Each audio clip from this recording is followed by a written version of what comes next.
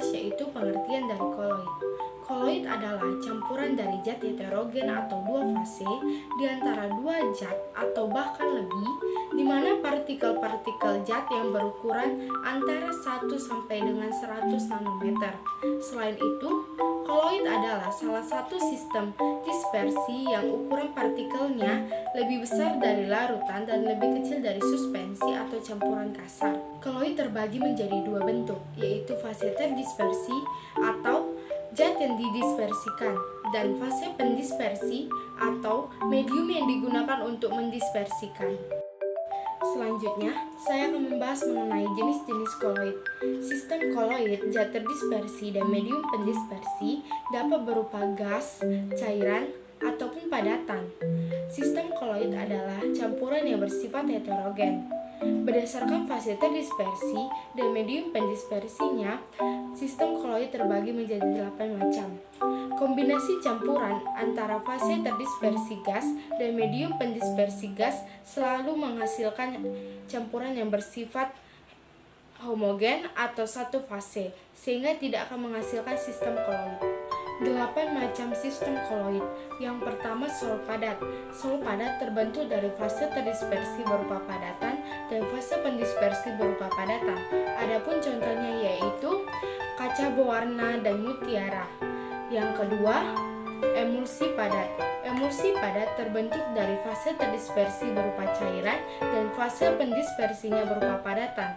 Adapun contohnya yaitu keju dan mentega. Yang ketiga, buih padat. Buih padat terbentuk dari fase terdispersi berupa gas dan fase pendispersinya berupa padatan. Adapun contohnya yaitu batu apung dan karet busa. Yang keempat itu sol. Sol terbentuk dari fase terdispersi berupa padatan dan fase pendispersi berupa cairan. Adapun contohnya yaitu cat dan agar-agar. Yang kelima yaitu emulsi. Emulsi terbentuk dari fase terdispersi berupa cairan dan fase pendispersi berupa cairan. Adapun contohnya yaitu susu, santan, dan mayones. Yang keenam yaitu buih. Buih terbentuk dari fase terdispersi berupa gas dan fase pendispersi berupa cairan. Adapun contohnya yaitu krim dan busa sabun. Yang ketujuh, aerosol padat. Aerosol padat terbentuk dari fase terdispersi berupa padatan dan fase pendispersi berupa gas. Adapun contohnya yaitu debu dan asap. Yang kedelapan yaitu aerosol cair. Aerosol cair terbentuk dari fase terdispersi berupa cairan dan fase pendispersi berupa gas. Adapun contohnya yaitu awan dan kabut.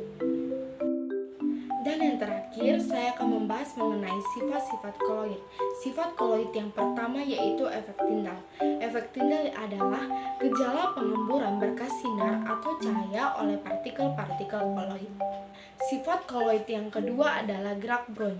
Gerak Brown adalah gerak acak atau gerak zigzag partikel koloid pada medium pendispersinya. Yang ketiga, elektroforesis. Elektroforesis adalah gejala pemisahan partikel koloid yang bermuatan dengan menggunakan arus listrik. Yang keempat, absorpsi. Absorpsi adalah peristiwa penyerapan partikel atau ion atau senyawa lainnya pada permukaan partikel koloid yang disebabkan oleh luasnya permukaan partikel. Yang kelima, koagulasi. Koagulasi adalah peristiwa penggumpalan atau penggendapan partikel-partikel koloid sehingga fase terdispersi terpisah dari medium pendispersinya. Yang keenam, dialisis. Dialisis adalah pemurnian sistem koloid dari ion-ion yang dapat mengganggu kestabilannya. Yang ketujuh, koloid pelindung. Koloid pelindung adalah koloid yang melindungi koloid lain supaya tidak mengalami koagulasi. Yang kedelapan, koloid liofil.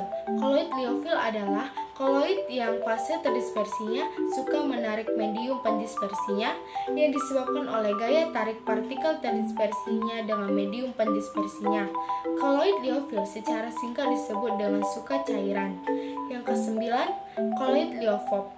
Koloid liofob adalah koloid yang fase terdispersinya tidak suka menarik medium pendispersinya.